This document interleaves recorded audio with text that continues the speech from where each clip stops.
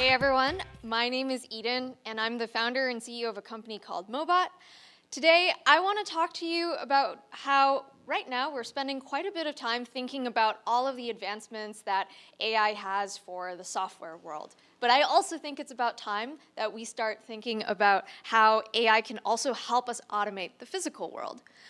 I started my career building a bunch of web apps at Palantir because I was in this cozy little bubble where you can write automation using a bunch of software frameworks, and basically there's this ideal sort of timeline where you can have unit tests, you can have automated tests, and everything just kind of runs very efficiently, and you can continuously deploy new versions of your products to your customers and end users.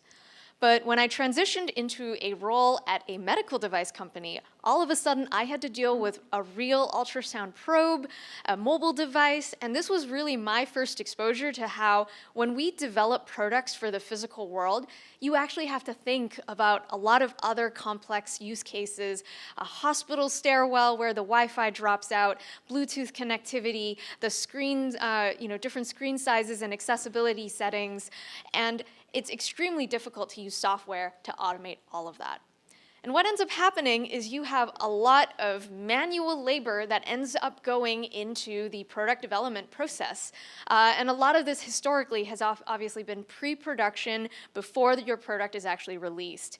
I remember in a pre-AI world, pre-robot world, I had devices all over my desk, and you had this really annoying checklist, and when you're submitting a medical device for FDA approval, you have to document everything. Made a lot of mistakes, cut some corners, and it's a very challenging workflow, and no one wants to be mashing their fingers on screens and buttons over and over again. And I think more than ever before, we need to be automating things the way, in the real physical world, the way that humans are actually using and experiencing products. And so, I came up with this idea to, it basically, as Brady said, have a closet full of robots that will actually automate things end to end.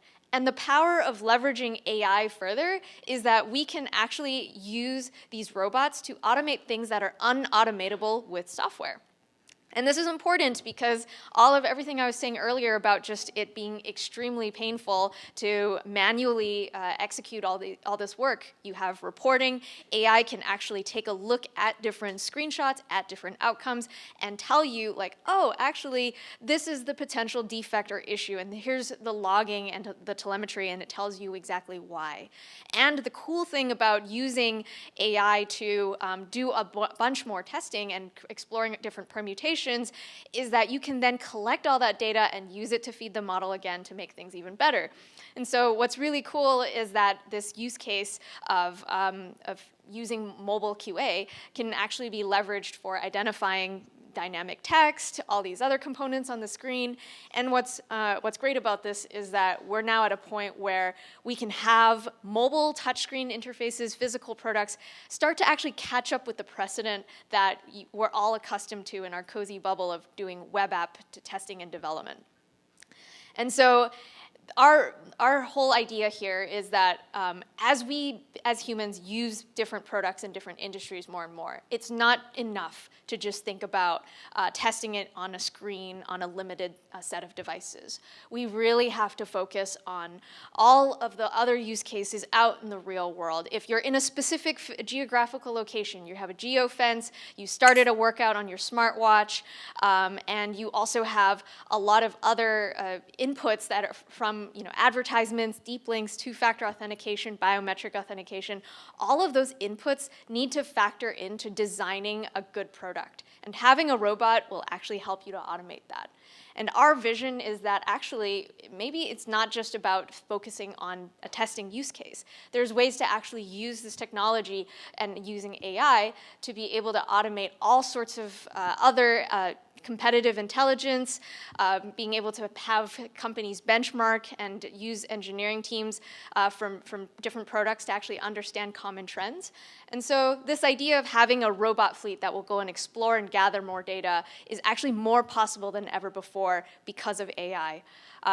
I have a robot fleet in a closet here in New York. It's something that we're still building, but would love to just share ideas and thoughts with anyone who's interested in this space. Thank you very much.